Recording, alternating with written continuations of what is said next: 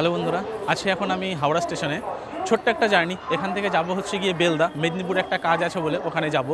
আর হাওড়া থেকে আমি ট্রেন ধরবো 12073 হাওড়া ভুবনেশ্বর জনশতাব্দী এক্সপ্রেস। কিন্তু বিষয়টা হলো, আমার এই ট্রেনটা হাওড়া স্টেশন থেকে ছাড়বে হচ্ছে 1:25-এ, কিন্তু যে ডাউনে যে ট্রেনটা আসছে 12074 যেটা ভুবনেশ্বর থেকে হাওড়াতে আসছে, সেই ট্রেনটা হাওড়াতে ঢুকতে ঢুকতেই দেখাচ্ছে সময় হয়ে যাবে প্রায় 2টো। তারপরে এখানে এসে ছাড়বে, কখন ছাড়বে জানি না। অলরেডি প্রায় ট্রেনটা 1 ঘন্টার উপরে লেট, এখানে আসবে তারপর আরও কটা সময় ছাড়বে। তো দেখি কটা সময় ছাড়ে আর আমি কটা সময় পৌঁছাই।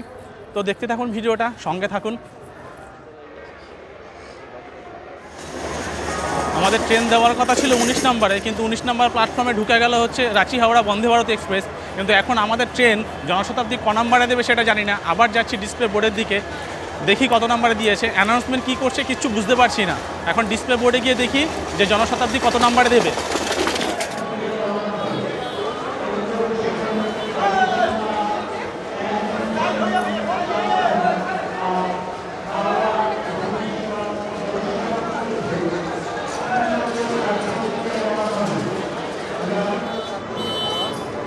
ঘড়িতে 2:05 আর আমাদের ট্রেন 40 মিনিট দেরিতে প্ল্যাটফর্মে এসে ঢুকলো, 20 নম্বর প্ল্যাটফর্মে।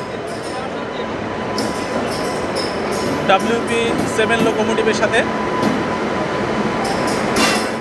তো ট্রেন প্ল্যাটফর্মে ঢোকার সঙ্গে সঙ্গে প্রচুর লোক নেমে গেল, আর সবাই ওঠার জন্য একটু ব্যস্ত হয়ে গেছে। আর এই ট্রেনে আমার কোচ হচ্ছে D2, আর এই ট্রেনটার মধ্যে আছে 15টা সেকেন্ড সিটিং আর আছে 2টো এসি চেয়ার কার। হাওড়া থেকে ভুবনেশ্বর পর্যন্ত সেকেন্ড সিটিংয়ের ভাড়া হচ্ছে 200 টাকা, আর এসি চেয়ার কারের ভাড়া হচ্ছে 680 টাকা। তো আমার কোচ নাম্বার হচ্ছে D2। আগে কোচে উঠি, তারপরে আবার বাকিটা দেখছি। 2:05 তো ট্রেনটা ঢুকলো প্ল্যাটফর্মে, কিন্তু কটার সময় ছাড়বে জানি না। তো এটাই হলো D2 কোচ। এই আমার কোচ D2।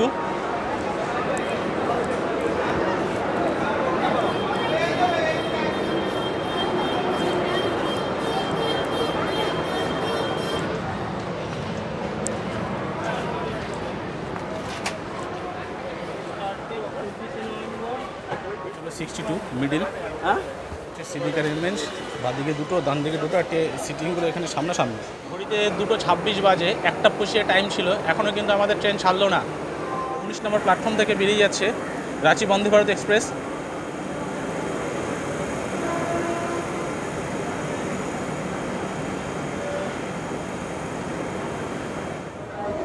ঘড়িতে বাজে এখন 2:49। ফাইনালি 1 ঘন্টা 24 মিনিট দেরিতে আমাদের ট্রেন হাওড়া স্টেশন থেকে ছাড়লো। আমাদের এই ট্রেন হাওড়া থেকে ভুবনেশ্বর পর্যন্ত 439 কিলোমিটার ডিস্টেন্স কভার করবে। সময় নেবে হচ্ছে 4 ঘন্টা 35 মিনিট। এর মধ্যে আছে 9টা হল্ট। আর এই ট্রেনের প্রথম স্টপেজ হচ্ছে খড়গপুর জংশনে। আর এই ট্রেনের এভারেজ স্পিড হচ্ছে 66 কিলোমিটার পার আওয়ার, আর ম্যাক্সিমাম স্পিড হচ্ছে গিয়ে 130 কিলোমিটার প্রতি ঘন্টা, যেটা আন্দুল থেকে বাণীবিহার পর্যন্ত চলবে। এই ট্রেনে কিন্তু কোনো প্যান্ট্রি ক্যান নেই, কিন্তু অনবোর্ড ক্যাটারিং অথবা ক্যাটারিংয়ের সুবিধা কিন্তু আছে।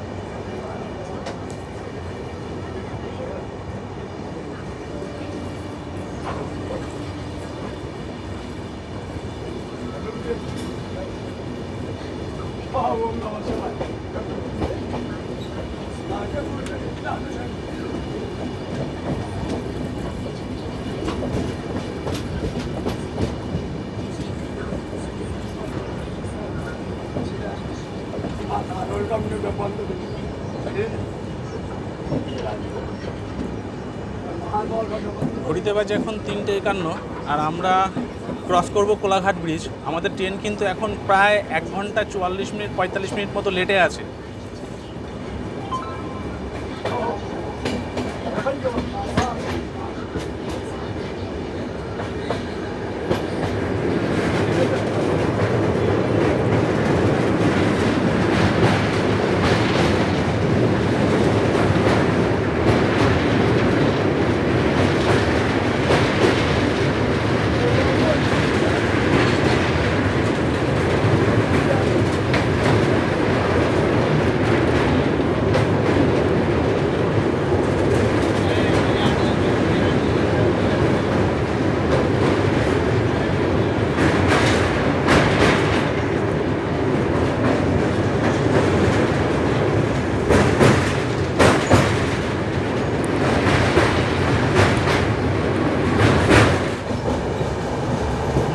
কোলাঘাট স্টেশন।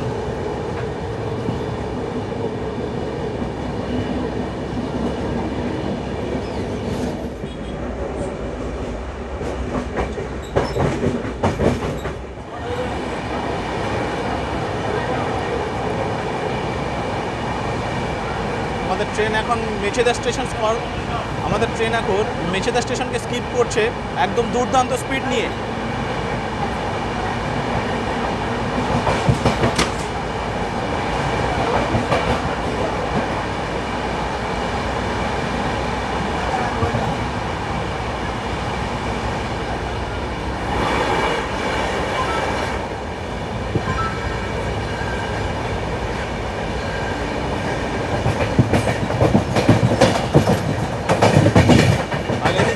আস্তে আস্তে পশ্চিম আকাশে ঢলে পড়ছে আর ট্রেনটার কার্ভ কত সুন্দর নিয়েছে একটা কার্ভ।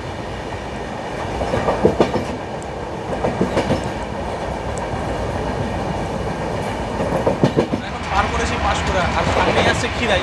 খিরাই নামটা শুনে মনে পড়ছে কিছু? হ্যাঁ, খিরাই হচ্ছে পশ্চিমবঙ্গের ভ্যালি অফ ফ্লাওয়ার নামে পরিচিত। এখন শীতকাল চলে আসছে, এখানে কিন্তু প্রচুর ফুলের বাগান দেখা যাবে, প্রচুর পর্যটক কিন্তু এখানে ঘুরতে আসবে।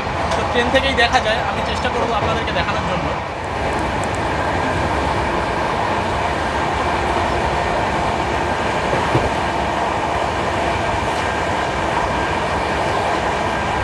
ডিব্রুগড় কন্যাকুমারী বিবেক এক্সপ্রেস গেল।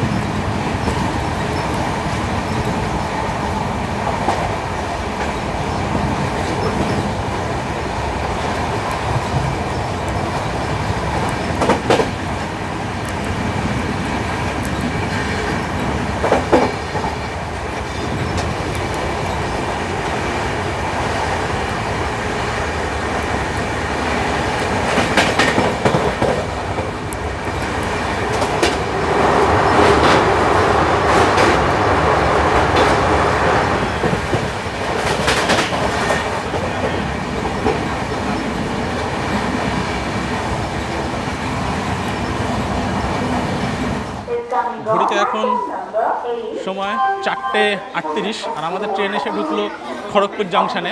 এখানে টাইম ছিল 3টের সময়, 1 ঘন্টা 38 মিনিট দেরিতে ট্রেন খড়গপুর স্টেশনে ঢুকলো। আর এখানে এই ট্রেনের স্টপেজ হচ্ছে মাত্র 5 মিনিট। ট্রেন ছেড়ে দিল খড়গপুর জংশন আর এই ট্রেনের পরবর্তী স্টপেজ হচ্ছে বেলদা স্টেশন।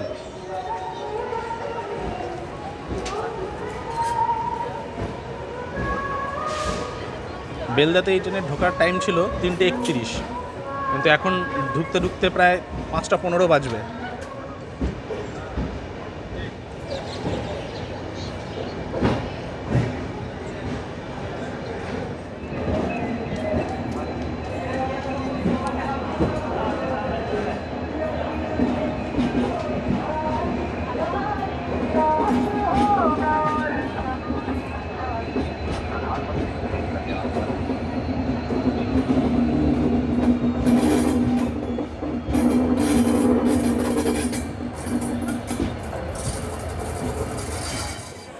তো ঘড়িতে এখন সময় 5টা 12। আমাদের ট্রেন এসে পৌঁছালো বেলদা স্টেশন তার নির্ধারিত সময় থেকে 1 ঘন্টা 44 মিনিট দেরিতে। আর আমাদের ট্রেন এগিয়ে চলেছে ভুবনেশ্বরের দিকে।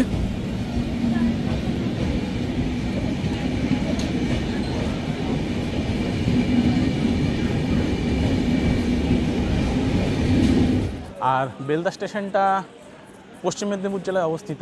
এটা হচ্ছে গিয়ে হাওড়া চেন্নাই মেন লাইনের মধ্যে পড়ে একটা স্টেশন। আর এই স্টেশনটা কিন্তু পূর্ববর্তী নাম ছিল কন্টাই রোড।